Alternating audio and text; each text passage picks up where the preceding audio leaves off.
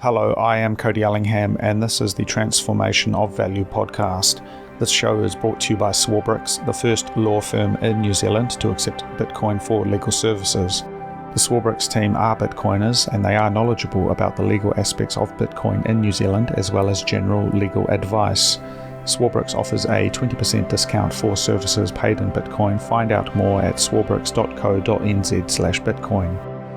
Now, in today's episode, I talk with Djabali of Swiss Bitcoin Pay, an app for easily accepting Bitcoin payments at point of sale. This is an important area of development, and unfortunately, there are still not that many solutions out there for making accepting Bitcoin as a business easy. Swiss Bitcoin Pay seeks to fix this with a simple interface that is suitable for shops, restaurants, or any kind of customer-facing business. Jimmy shares how the project came about and his vision for it, as well as the Bitcoin merchant situation in Switzerland, including the city of Lugano, which has over 300 merchants accepting Bitcoin already. Finally, if you want to learn about some of the Bitcoin payment solutions that are suitable for Kiwi businesses, check out the community project myself and a few others have created at acceptbitcoin.nz. I do hope you enjoy this episode. If you want to get in touch with me, please send an email to hello@thetransformationofvalue.com and I will get back to you. Otherwise, on to the show. I'm keen to catch up, Jimmy, and talk about Swiss Bitcoin Pay. It's the most amazing thing I've ever seen. How long? When did it all start? I think I started Swiss Bitcoin Pay around 1 year ago, in August last year. Around one year ago, because at the time I fortunately I lost my job, so I had a lot of time, and at the time Lightning on Bitcoin stuff was rising a lot. So I wanted to, as a developer, I wanted to build something. It was the right time. So you are a developer. What were you doing before Swiss Bitcoin Pay? I was a front-end developer at Turing Insight, which is a startup company here in Lausanne, Switzerland. So I'm a developer focused on front-end. Which means the design of mobile apps and websites. I'm a designer as well, so I sort of appreciate the way things look, though I know that they also need to work on the back end. Having a nice front end that is just easy to work with is really important, and that really comes through in Swiss Bitcoin Pay. And I'm really interested. So you say it's been about a year, but how long have you had a product that has been available for people to use? Since Christmas last year, less than 1 year. Oh, yeah. Interesting. It seems like, that point of sale approach has been really important here. Like what drove you to look at that in particular?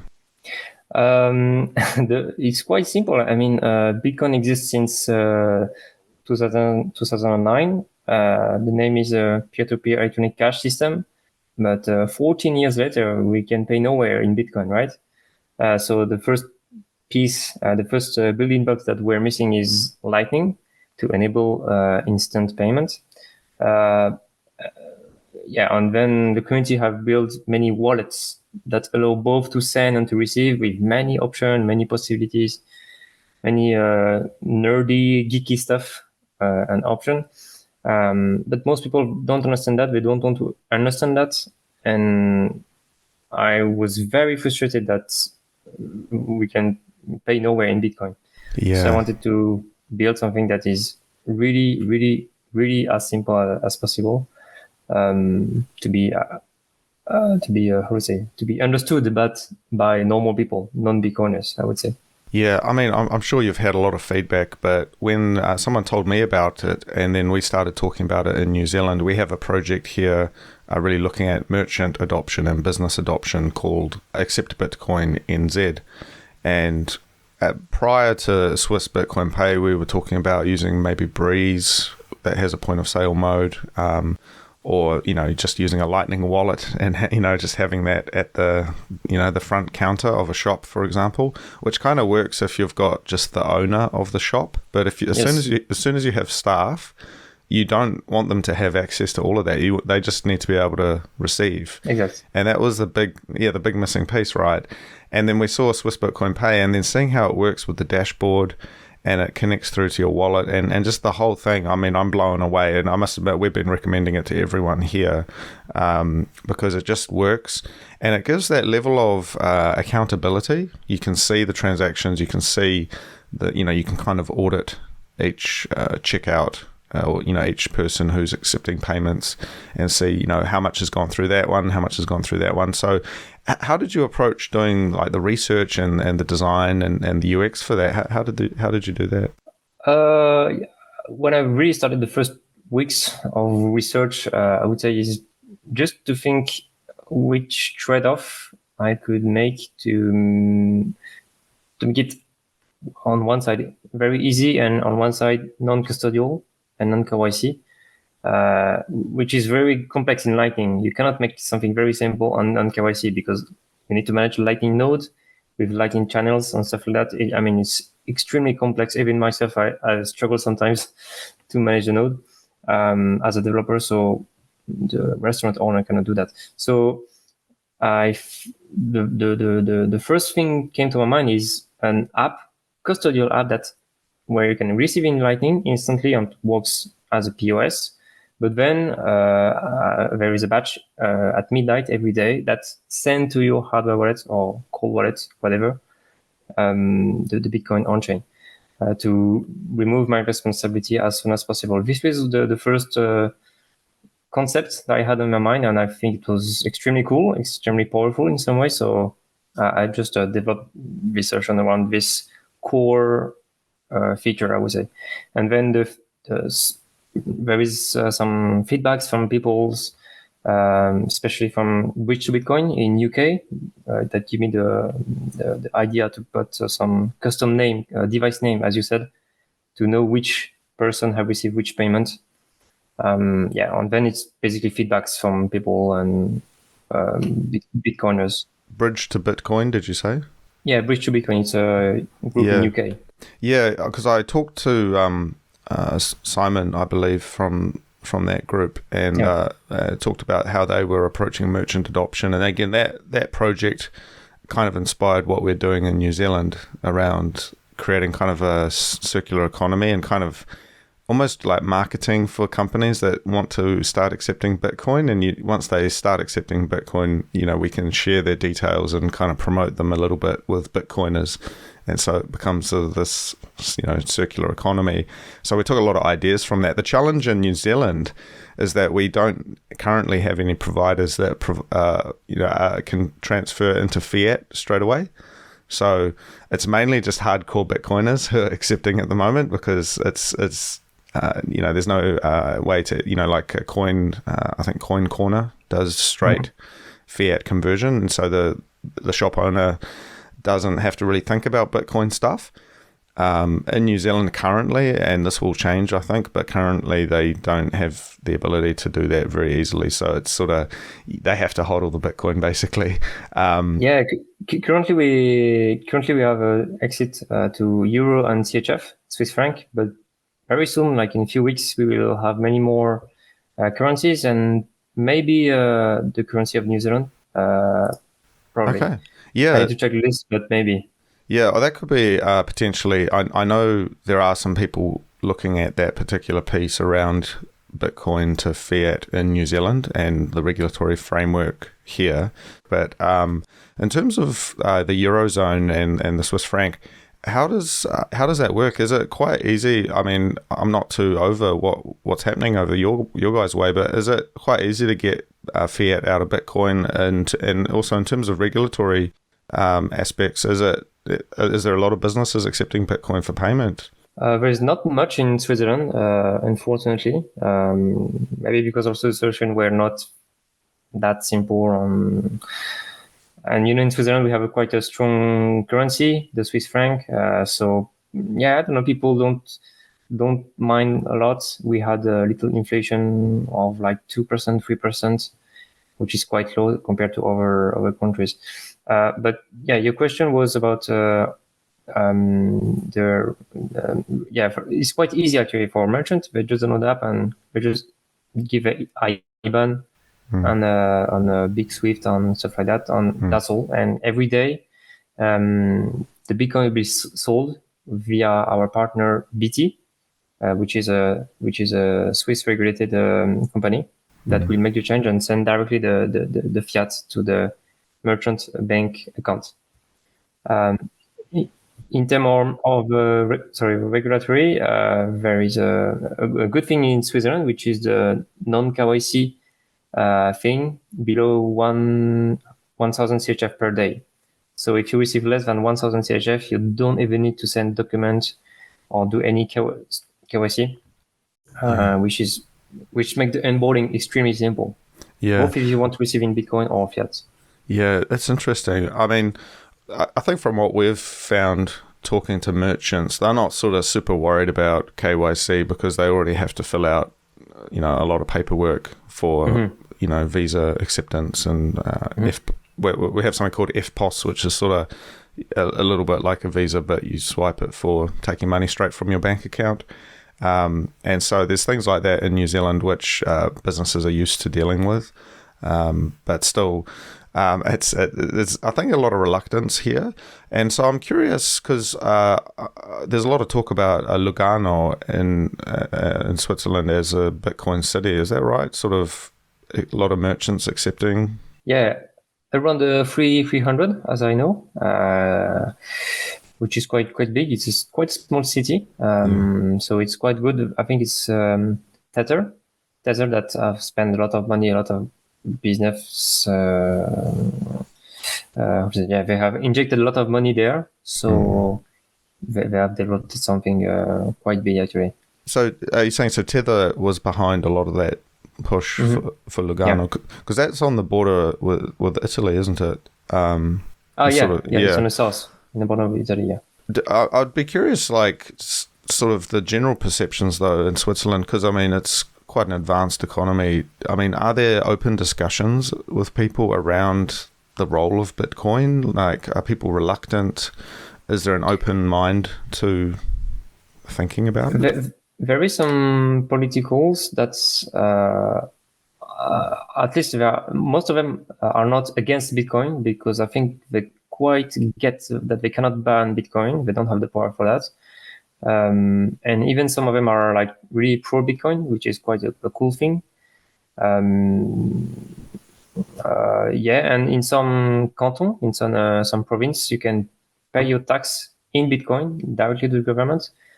And there is some some government services you can pay in Bitcoin. So this is quite cool actually. I think it's quite unique, and it shows that it's going the right direction. I would say. Hopefully, we can pay everywhere in Bitcoin. In the future. Yeah, that's interesting. Being able to pay your taxes in Bitcoin. So, is there infrastructure around that? So, the Swiss government, the canton government, has got like a BTC Pay server or something, or how does it work? Honestly, I'm not sure. I don't know because it's only in specific cantons. I think in Zug, canton of Zug, and canton of Ticino, Lugano. You can pay your tax. I'm not sure how they did. And I see some statistics actually that did that a few years ago, but like 1 or 2% people use it. I certainly wouldn't. Yeah, I'd rather you pay my taxes in fiat actually, and get rid of it. But that's interesting. And I'm just curious as well, Jimmy. Like, what's the relationship between obviously you've got Switzerland and then the rest of the Eurozone. You've got Italy, France, different countries right on the border. In terms of what's coming out, in terms of the CBDC and those kind of European Central Bank discussions, it's for me in New Zealand, it's very far away. I don't see, I'm not on the ground, but is there a discussion about that? Is it a political topic that's in the media? Is it something people are interested in discussing about the future of the euro? Most Bitcoiners, of course, they hate CBDC, French Bitcoiners especially. But the general population, I mean, they don't know, they don't care, they don't understand, they trust the central bank, and they will probably use the CBDC. So this is our role as Bitcoiners to educate them what is CBDC and what is Bitcoin, and they will make their choice.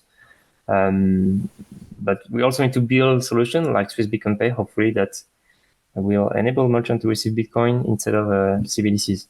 But in Switzerland specifically, we don't have topics about CBDCs or digital currency or stuff like that. And something interesting actually here is there is an initiative. In Switzerland, we vote on a lot of topics, and there is an initiative that has launched or will launch soon to always keep the cash payment possible for everyone. So even if there is CBDCs, you will always have the possibility to pay in cash. So this will be put in the constitution of the country, which is quite the totally opposite direction of the Europe CBDCs. Yeah, my impression, I've never been to Switzerland, but talking to friends who grew up around in Switzerland or on the border with in France or other parts of Europe, my impression was that there's a sense of self-sovereignty within Switzerland, and in terms of the currency, that's quite clear that you've got your own Swiss franc, and it's sort of somewhat separate from the euro. What does that relationship look like, though? Do you think other countries look at that as this, or at least Bitcoiners in other countries look at that and see, this kind of privacy focus that you have in Switzerland, the focus on cash, maintaining cash? Do you think there's a bit of an exchange there of values where people think, man, why can't we be a bit more like that? Or I don't know, how does that dynamic work in Europe? I guess most people in France, for example, they see Swiss as a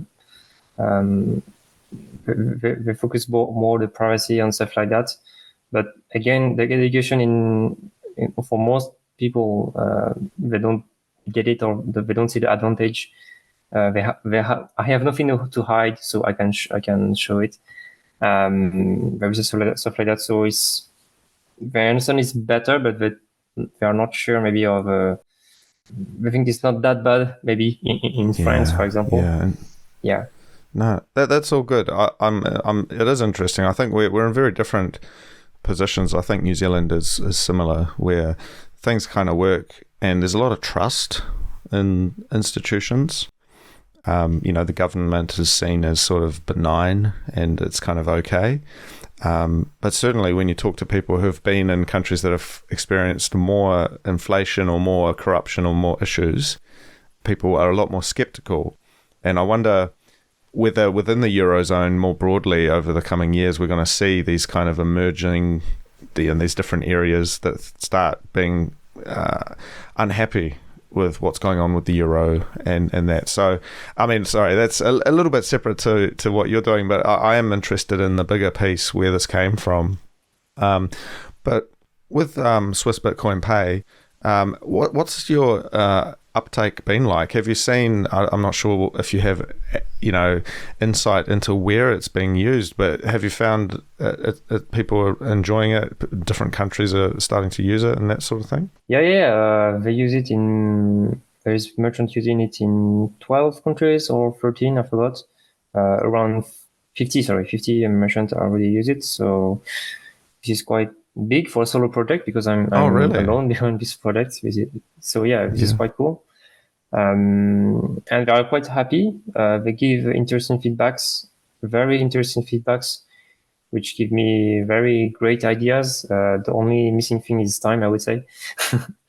But yeah, I'm very excited with what I'm building, and people are also excited. So have you? Cool. I'm not sure if you can answer this question, but have you been approached in terms of having support for the project, or in terms of, say, investment and that sort of thing? Is that something you can talk about in terms of how you see growing the project? Yeah, I've been approached a few times. I have to say I prefer to grow slowly, I would say, by myself, to keep control on the project. I have I would say, a vision on this, and I prefer to build that by myself slowly. But yeah, of course, maybe in 5 years or 10 years, the team need to grow, and I cannot keep this project alone for a very long time. But for that moment, there is no investors, and I prefer to keep it to go straight by myself. Well, it's a very classic Bitcoin approach. It's a low time preference, and I must say there are some really great examples of projects that have been successful like that. For example, I was surprised to learn that Sparrow Wallet is, I think, a solo developer. Craig Raw is, the best Bitcoin wallet out there, and it's one guy. And I think that approach, that sort of build it slowly but steady, is really powerful, and I commend you on that. And is this project? So you mentioned you've started this business. Is that your full-time focus at the moment, or?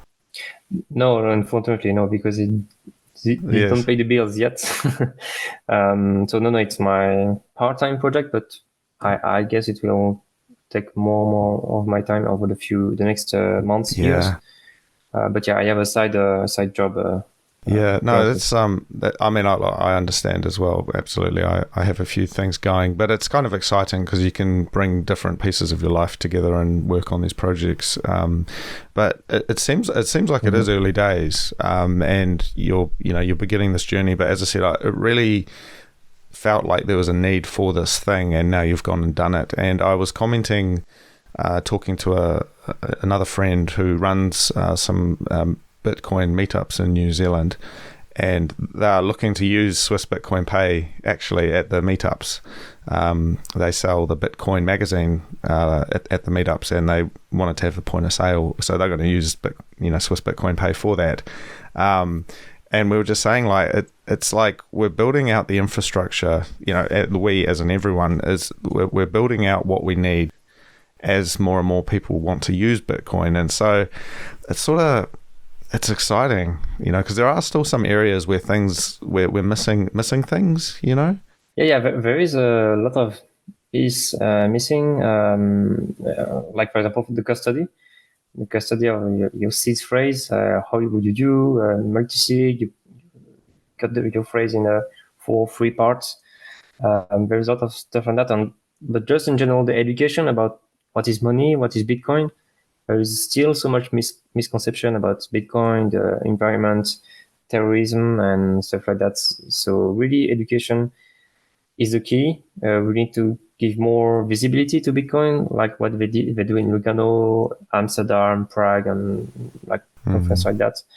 And to show it works. I mean, you can use it, and where you can, it is useful for something. Because most people still think it's also just speculation, earn money, get rich, stuff like that. But we need to see it can be used. Yeah, just coming back to your situation in Switzerland. So where you're based at Lausanne, yeah. In terms of just everyday, you talk about maintaining cash, but in Switzerland, is there a lot of cash payments still, or is it mostly card, just for most people? Well, I think more than 50% still people pay with card. It's more convenient, but the cash is really appreciated here, I would say, especially for farmers market. I don't know if you have that in New Zealand. Usually they only accept cash, and the cash are usually quite appreciated. If you give cash to a merchant, they will sometimes say, thank you very much. You pay with cash instead of card. So it's interesting you say that, because we've identified that farmers markets are one of these things that are just really powerful, kind of really at the core of human relationships, like buying food from a local farmer, and one of the challenges is that in New Zealand we've got this really hideous system where do you know PayWave, or like contactless payment? You would have seen like Visa and that.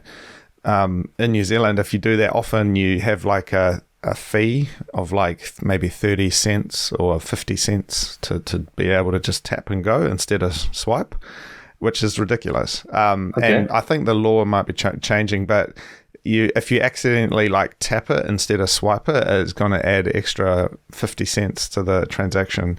And Yeah, it's Yeah, really okay. bad because we're kind of island, so far away from everything. I don't know. We just don't know that it's bad. And then the actual machines for the payment, they're quite expensive, because you have to rent the machine for the card payment from the banks, and a lot, it's a lot of overhead. And so I try to pay cash whenever I go to the farmer's market, and I say, keep the change, because I appreciate that they come in the first thing in the 5 o'clock in the morning. They bring the truck into town and they set up the farmer's market and they're selling the food. It's like, thank you. But being able to accept Bitcoin just on their phone, or being able to really easily accept payments without having to have any hideous fees, it just seems like that's a really valuable use case. Yeah, definitely. But we still need to also understand. I approached some merchants here. I'm not very good salesperson. I'm a developer. I speak better to machines than human. But when I try to talk to a human, most of them they tell me, Bitcoin, don't talk about me don't talk about that. The reception is quite negative most of the time. Yeah. But I think farmers if they really understand Bitcoin, they would love it. One thing I have noticed, maybe shops and other merchants don't quite get it, but farmers really do seem to understand the basics because they're so connected to the real world. Like you kind of fiat money and banks and stuff. They live in this kind of abstract place, but farmers, they understand you got to put in the proof of work.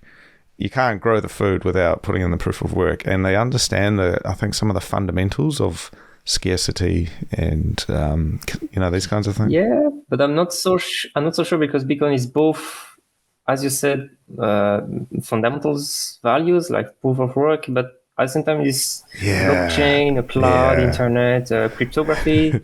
So it's a mix of a lot of things that are really hard to get. Though the underlying aspect of the scarcity and the proof of work, I think the technical stuff aside, I think they can, if you start talking about gold, they understand, okay, scarcity, gold. Yes. And I imagine Swiss people are pretty aware of gold. But then the technical stuff can sit on top of that. But it still is hard because it's kind of like, well, now what? Bitcoin's cool, but how do I use it for my business? How do I accept it? And getting that critical mass, because if people aren't asking to pay in Bitcoin and the merchants aren't wanting to accept Bitcoin, it's sort of hard to get the match going. Exactly. Have you got any thoughts, like, looking at growth strategies here? And again, you said you are long-term focused, but this is a really good product. And I think, how does it get into the hands of more people? Is there some sort of like network effect, or is there some way to approach rolling out these kind of systems to, say, farmers markets, or looking at what happened in Lugano? Like, I don't know, because if you only have one merchant in the farmers market accepting Bitcoin, is that effective? Is it better to get everyone accepting it and then it becomes a destination? Like, I don't know. Do you have any thoughts around how that might work? I'm not sure. I think people have a very, very different opinion on Bitcoin. Some will think, wow, he's very good, smart in the future. He see the future. I will talk to him. I'm curious. And then some will say, I don't know. I don't like him. He's he speculate on he's a bad guy. People have very different idea, I think. And how to grow that? I have the chance to. Well, everyone have a chance to have a good Bitcoin community. So there is the Cook Bitcoin in France, which has made the promotion of Swiss Bitcoin Pay. There is a Bridge to Bitcoin in UK. So there is a lot of Bitcoiners and Bitcoin communities that take Swiss Bitcoin Pay, use it, understand it, and then they will onboard their local community, their local city, at their local place. So the growth is like that, like really decentralized. Yeah. Which is quite cool. Well, and that's exactly what's happened. Like here in New Zealand, I mean, it's our go-to recommendation. Honestly, I show it to everyone. I'm like, this is just fucking amazing. Like, and I'm sorry, it's like, I don't know. It's such a small change though, because you could just use a Phoenix wallet or a wallet of Satoshi or something, but it's they're little difference. I was saying it. What you have done, Jimmy, is in the old world, you'd have to go to the banks and the Visa and bow down and say, please, can I have permission to innovate on your network? But what you've done is you've created this thing, and it's like you just sign up with an email and you're in.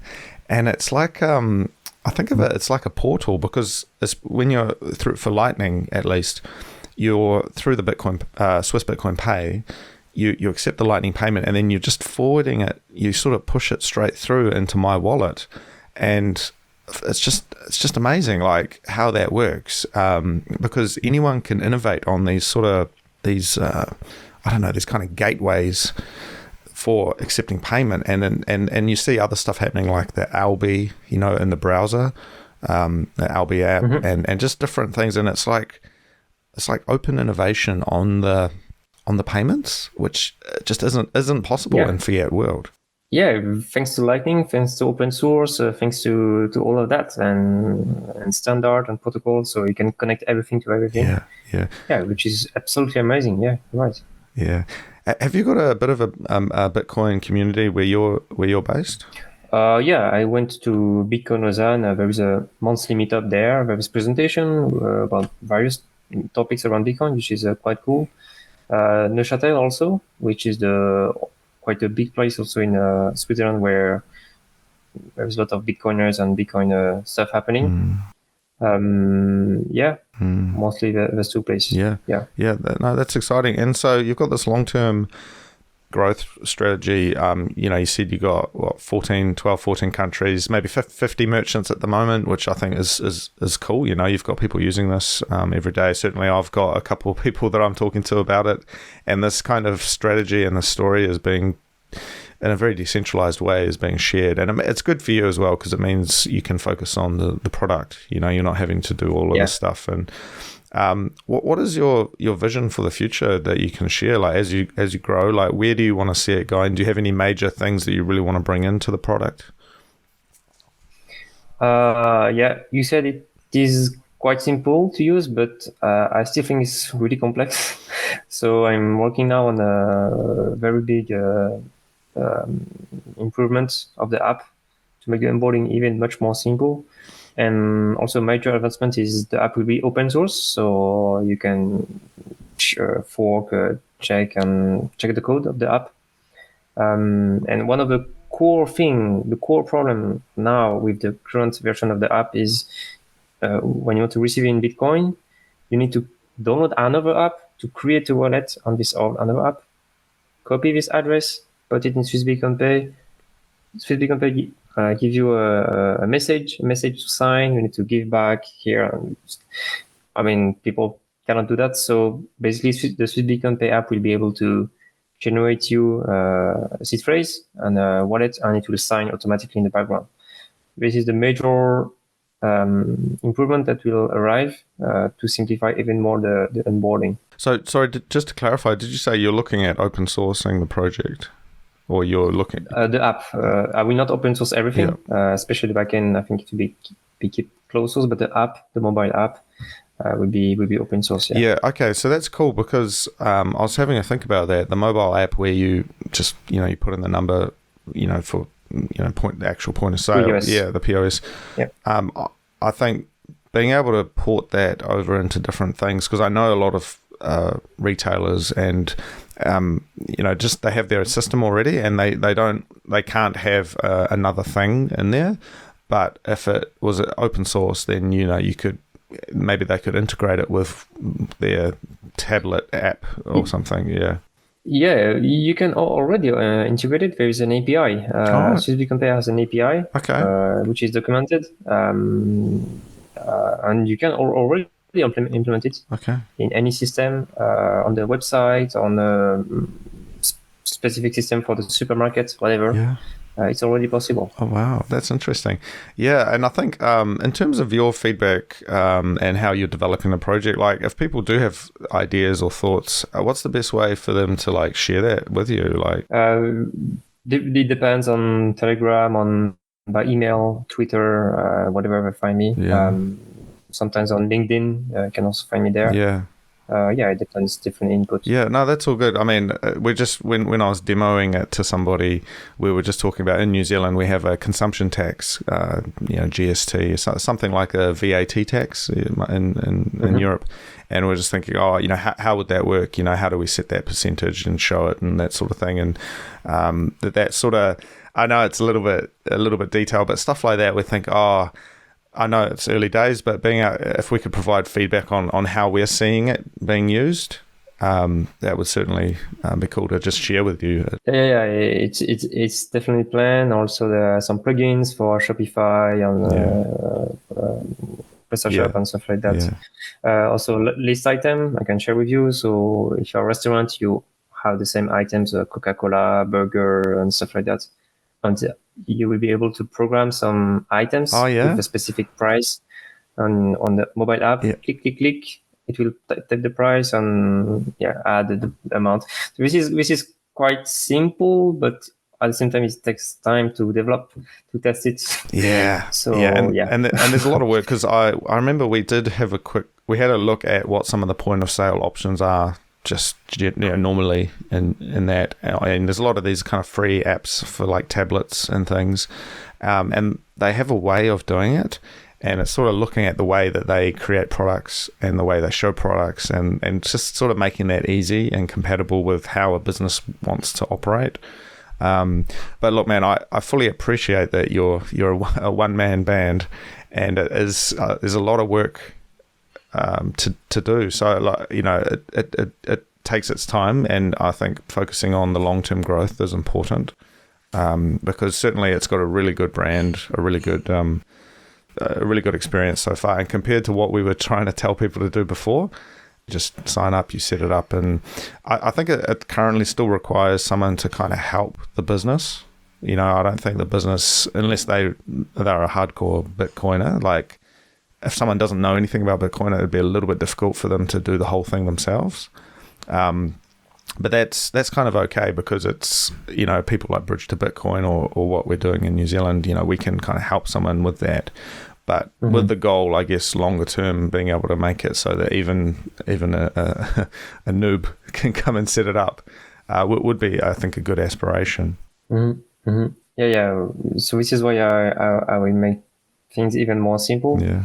But then there is marketing and stuff like that, possibly. But it's another level of marketing, man. Cannot do everything. Yeah, no, I think honestly, it's the way it's coming through now is great. Like you don't. What is marketing? Word of mouth is the best marketing. So look, man, I think you're doing a really good job, Jimmy. As I said, we really loved it, and it's cool to hear your story. So I won't hold you up from your evening. If people want to reach out to you, so you've got your website, swiss-bitcoin-pay.ch. Is there anywhere else you would like? Is there anywhere you'd like to send the listeners to learn more? On Twitter, SwissBitcoinPay, on my personal account, Jimmy_SBP. On Twitter, it's also Jimmy_SBP. You can find me on LinkedIn if you want, Jimmy Djabali. Or you type SwissBitcoinPay, you will find me, because I'm the only employee on SwissBitcoinPay. You're the CEO. Yeah. And where else? And by email, if you want, it's hello, arrobas, how to say this symbol in English? Arrobas? Hello at SwissBitcoinPay, the same as you say, Swiss-Bitcoin-pay.ch. You can send an email and I can answer quickly. Yeah, man, I think it's a great product, and I'm excited to see just as it evolves, and I think it's exactly what we need. But look, man, I won't hold you up. Thank you so much for your time, Jimmy, and let's keep in touch. Yeah, sure. Cool, man. Thank you. Thank you. All right. Thank you for listening. I do hope you enjoyed the show. I am Cody Ellingham, and that was the Transformation of Value. If you'd like to get in touch, please send me an email at hello@thetransformationofvalue.com, and I will get back to you.